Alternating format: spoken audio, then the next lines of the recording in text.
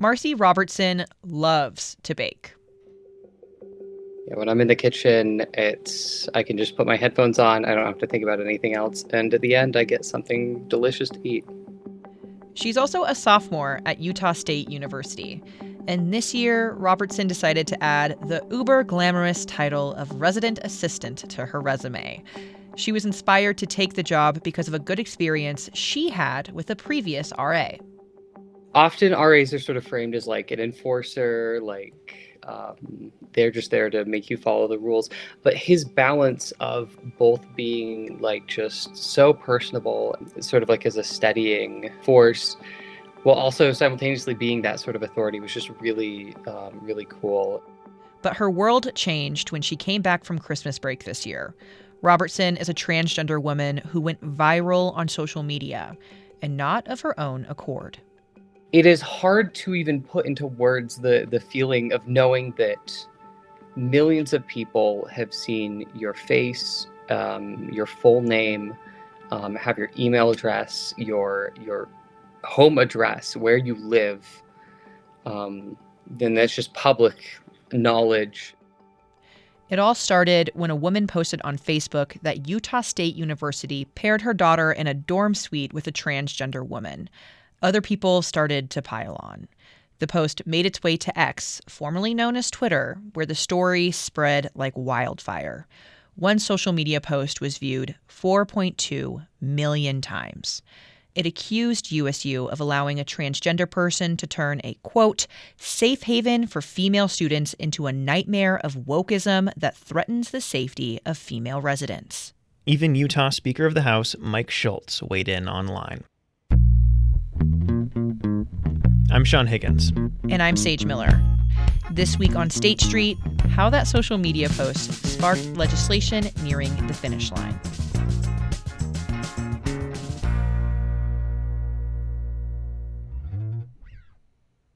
This has been a rapid-fire kind of bill. 2 weeks before the session started in January, this social media post pops off about a Utah State University RA who was trans, and her suite mate was very much not okay with that.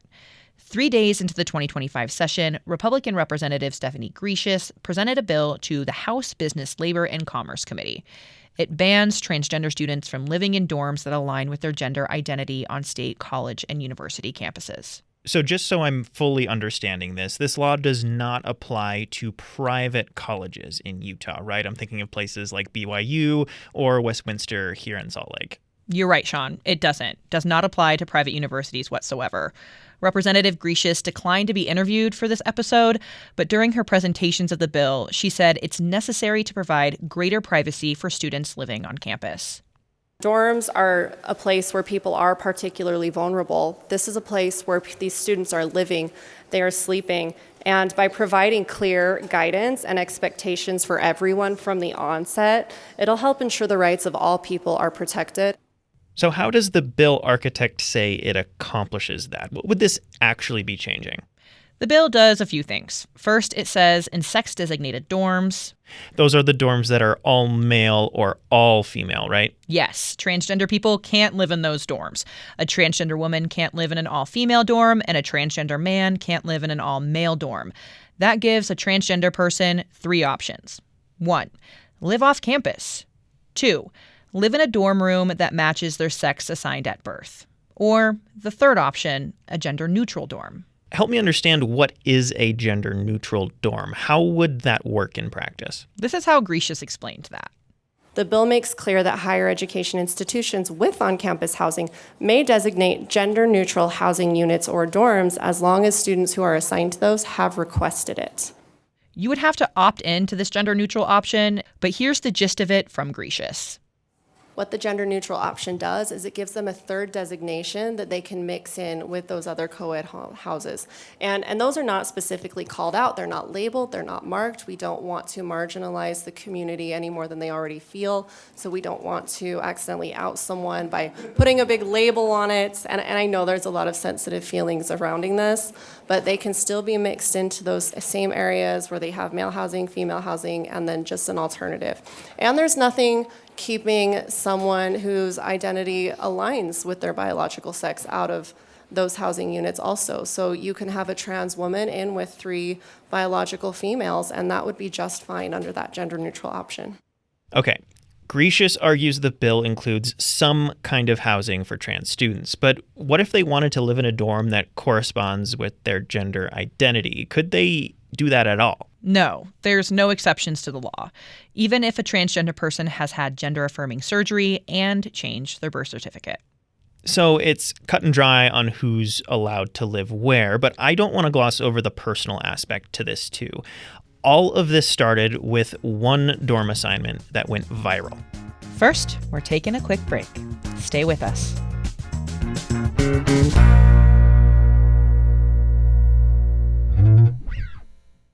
Support for State Street comes from the Hinckley Report on PBS Utah. I'm Jason Perry, director of the Hinckley Institute of Politics. The Hinckley Report is Utah's weekly political roundup, bringing together Utah's top journalists, political thinkers, and lawmakers to help you understand how politics impacts your life. Listen to the Hinckley Report wherever you get your podcasts.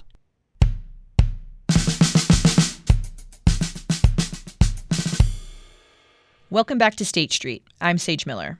And I'm Sean Higgins. I mentioned this all started with a social media post. Remind us what that was all about.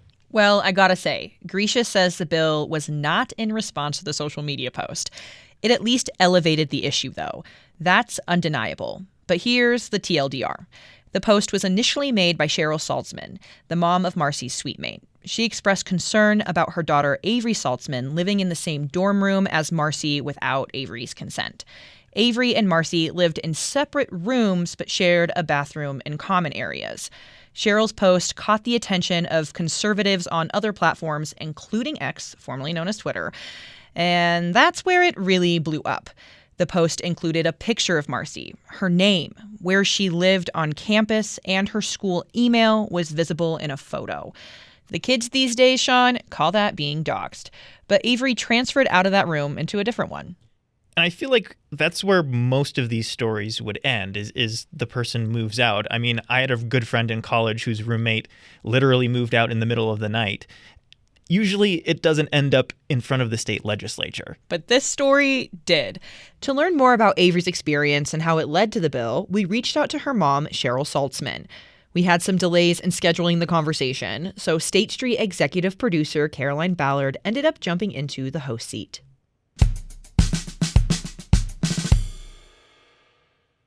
Tell me a little bit about your daughter, Avery. What's she like?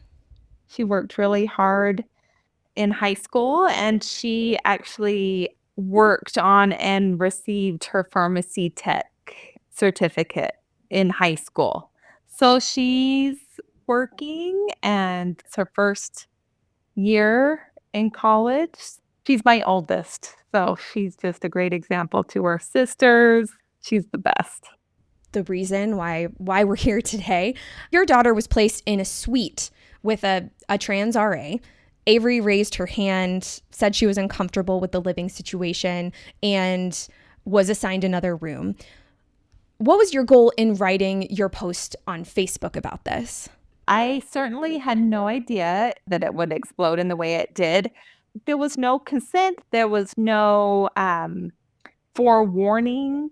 She messaged me. She said, I think that a man is moving into my dorm. And I just thought she must be mistaken, because there's no way that the college would do that. When she came back from Christmas to start the new semester, it was verified through one of her roommates. I just kind of went in this mode. Number one, let's get her out and into a better situation, a safe space. But then I just was in shock, and I almost immediately went onto Facebook. I felt like people should know. You sign up for a girls' designated dorm suite. So it is completely just irresponsible of the school to place a man in there. And here's the problem. If you are uncomfortable with it, then you have to move out of your home that you have made for months. You may not have resources to move out. You may not have a family that's just able to drop everything and help you get out and may not want to deal with it. And honestly, it is scary.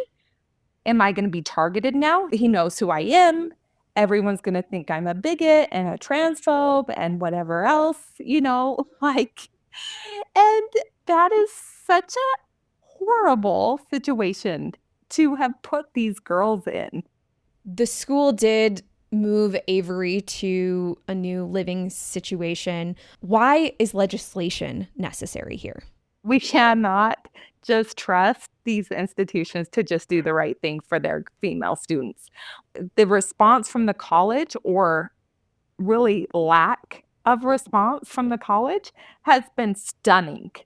I went to freshman orientation before I put my daughter in this school, which school, by the way, is my alma mater, and really truly believed it was a more conservative choice. And it was a huge breach of trust. And the criticism I've gotten from leftist opposition is that you got her out. Why couldn't you just leave it at that? Why do you have to be mean? Well, now all over the state, when a girl and parents sign up for a girl space, there's now laws that protect them. What did you think of the huge response that this post got online? This was a shockwave throughout the whole country. And I will stand by this so passionately that it is every woman's right to choose when and if she decides to live with a man. It should be her choice. I have no problem with the way any adult wants to live their life. And I support the gender inclusive housing that they have online, which to be honest with you, makes this whole situation so much worse, right? Because there is an option for these men who understandably, like, I have empathy for them and understand why they would not feel comfortable in a men's dorm. So in that spirit of empathy, that I can see how that would be uncomfortable for them. I am appalled at the lack of empathy that he would have, that his mother would have, that anyone in his community that is defending this would have, to not allow that for these girls. This is just common sense. Like, women, especially these young women, first leaving their home, how vulnerable you are. Doesn't take very much imagination to see how this could be extremely exploited very easily by someone who does not have good intentions, right? So I am not the only one shocked by this, and it is proved by the millions of people that have weighed in. And it wasn't until that huge wave of support that the trans activists and the bullies and the scary messages filled the inbox, and the threats and the death threats and all of this came. In listening with Marcy the RA and now speaking with you, both of you expressed how after this tweet went viral that there was a lot of hate directed your way. You were very visible, and death threats. Mm-hmm. I think there's some similar experiences happening as people. How do you think about that? That so much has been unleashed from this. This is a hard one for me. I don't know what he's gotten. His whole speech at the Senate was that he was a victim. And I'm not going to tell you that he's lying. However, my rebuttal, which maybe doesn't sound very empathetic, however, I would argue it's fair. If he's uncomfortable, he could move into the gender inclusive, arguably the perfect, most comfortable place that he could choose to be, and he's not scared enough to move. And he is allowed to do that, just like my daughter was allowed to move when she was uncomfortable. He is certainly a victim by anyone who made him feel like he was entitled to infringe upon the rights of the girls in that female space.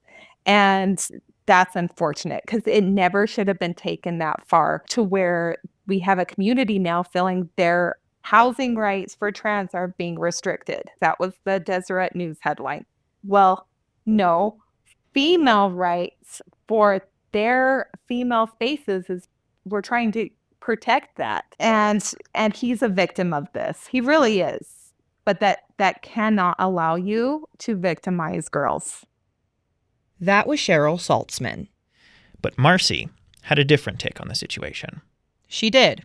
So I spoke with Marcy about the incident, her going viral, and the legislation.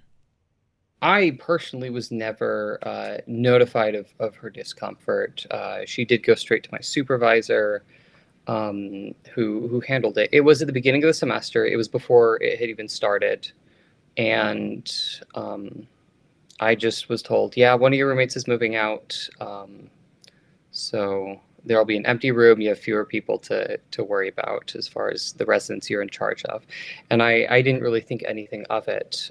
I bear no ill will. If you're not comfortable living with me, that's fine. I'm so glad that she was able to get a room even in the same building close by and not sort of break her routine. So in my eyes, that's problem solved. It really feels wholly unwarranted to then go and insist that this must be prevented from even potentially happening. The suite mate, you never heard from her specifically that she was uncomfortable living with you. How did you find out? I did not find out the specific reason that she moved out until I saw the tweet. So she moved out on Saturday. On Sunday night, I started getting anonymous hate emails to my work email. And the next morning, I had received a few more, and one of them mentioned X. And that pointed me towards looking on Twitter or X. And I found the tweet from Eric Moutsos. And that's how I found out that she had moved out because she was uncomfortable. What transpired from there? I was so fearful.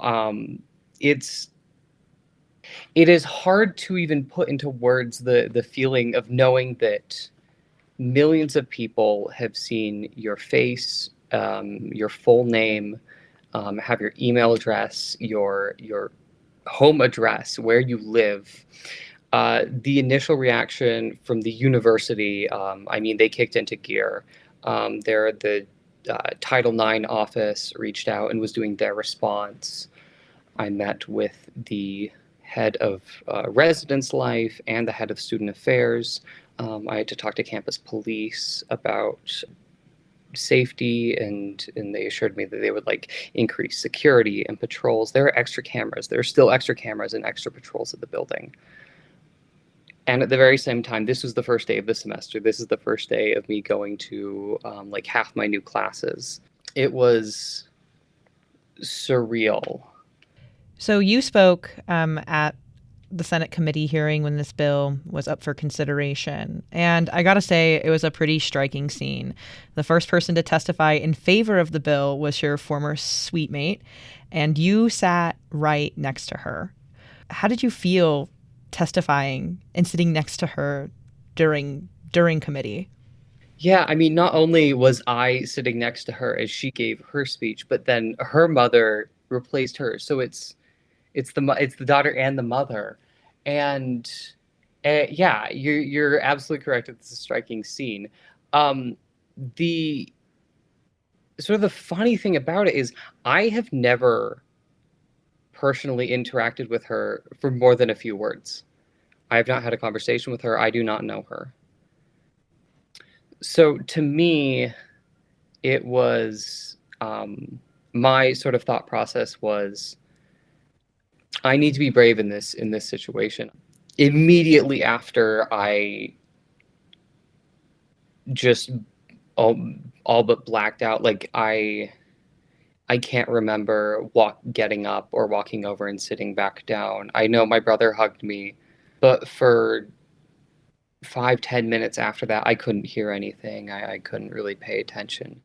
What do you think this bill is trying to solve? The bill ostensibly is for privacy, and in debates it's come out. They're concerned with the comfort of students.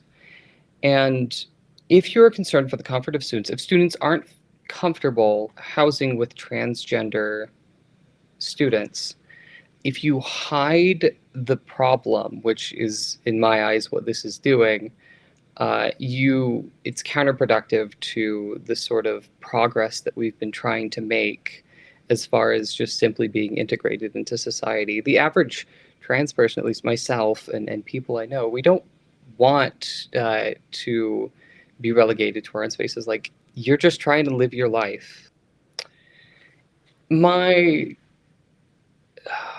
The cynical answer is that it's sating constituents' desire to see anti-trans legislation enacted.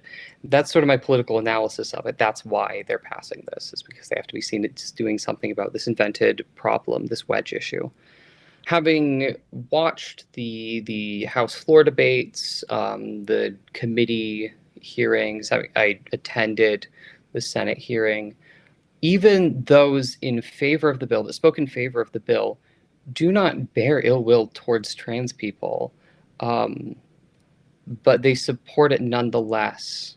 So it's a really odd situation where the political answer is that it's to satisfy constituents, but those very constituents that are supporting it don't actually bear the ill will and sort of align with the actual intent of the legislation, which is to exclude trans people. Have any lawmakers that were sponsors of the bill or supporters of the bill talk to you about it at all, or seek out any Not at all. of your input? Nope. I have not heard from any sponsors, anyone in the majority caucus in either the House or the Senate. I do want to ask, has this whole situation made you want to leave Utah? I would be lying if I didn't say that I've considered it, but I personally am of the persuasion that it is important for those queer people that can stay to stay. Being able to up and leave and move is a bit of a privileged position to be in. I don't want to make people who can't leave feel abandoned. I think that there's value to having visibly queer people, even in areas, spaces where they are not as welcome. That was USU student and RA Marcy Robertson.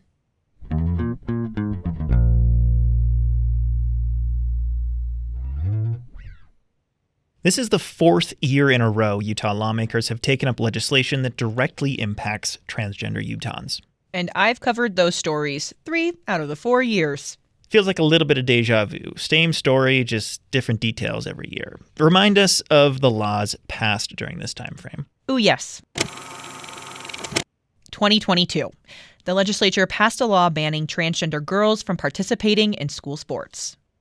Boys are simply built different than girls, and it's not fair to have them compete whether they call them trans females or not. Literally in the final hours of the session. I remember that, and all the fallout that came afterward. Sean, it was drama. Out of nowhere, getting a complete ban that nobody's talked to me about is incredibly disappointing. So yeah, I'll veto this. Governor Spencer Cox did veto the bill. Then the legislature overturned his veto, and a court blocked it from going into effect. Fast forward to 2023. Our first session together. We're just so bright-eyed and bushy-tailed. Lawmakers banned gender-affirming healthcare for transgender minors, like top surgery and hormone therapy.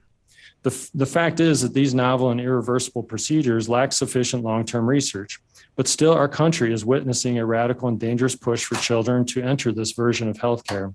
They got that across the finish line within the first 2 weeks of the session. Big push. Governor Cox did not veto that one. It is, in effect, no court challenges.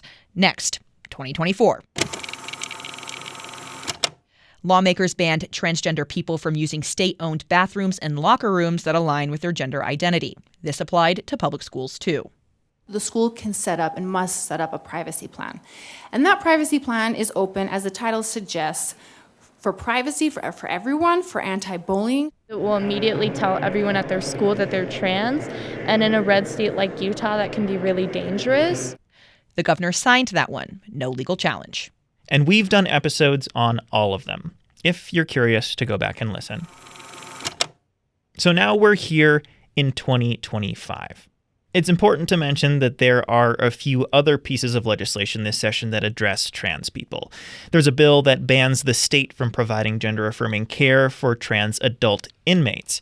That same bill also restricts where trans youth inmates can live while in state custody. That's passed the House and is waiting consideration in the Senate. Another bill deals with LGBTQ+ children involved in the foster care system. As you mentioned earlier, you've followed a lot of legislation that impacts trans people over the years. So what's the vibe been like in 2025? Yeah, the trans dorm measure, the mood was tense. You had Marcy and Avery, but they weren't the only ones to testify. People flooded the committee rooms to have their voices heard on the topic. It kind of resembled a mosh pit trying to get into the room before all the seats were filled. Those opposed lined the walls to speak during public comment. I vividly remember when the committee chair said they were going to limit public comment because of time. A person pointed to the opposition line and shouted to lawmakers, "Look at all of this pain." Wow. A lot of public comment this year up on the Hill. We heard about unions last week, and now this. So people are turning out. It shows that the legislature is taking up issues people have big feelings about, Sean. I want to zoom out real quick. This is tapping into a bigger national conversation about trans rights. Last week, President Trump signed an executive order banning trans girls from participating in sports anywhere that receives federal funds. Before that was a ban on gender-affirming care. And the first thing he did was sign an executive order stating the U.S. only recognizes two genders, biological male and biological female. Lawmakers are still working through some details, but the bill is expected to pass the legislature and head to the governor. That does it for this episode of State Street. I'm Sage Miller. And I'm Sean Higgins. Don't forget to sign up for our newsletter for the weekly recap of everything that went down at the Ledge.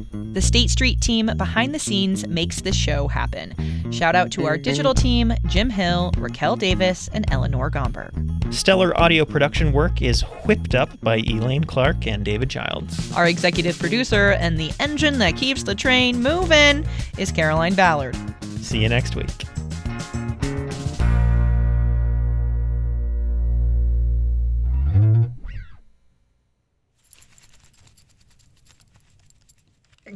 I feel like a dog right now, like itching behind my ear. Like honestly, really aggressive. The first thing that ran through my head is like the jangle of a dog's collar as they're like scratching their neck when you. I'm gonna take off these earrings. Take them off. They're gonna clank and clack anyway. They're cute earrings though. Everybody should compliment them. Thank you. From KUER.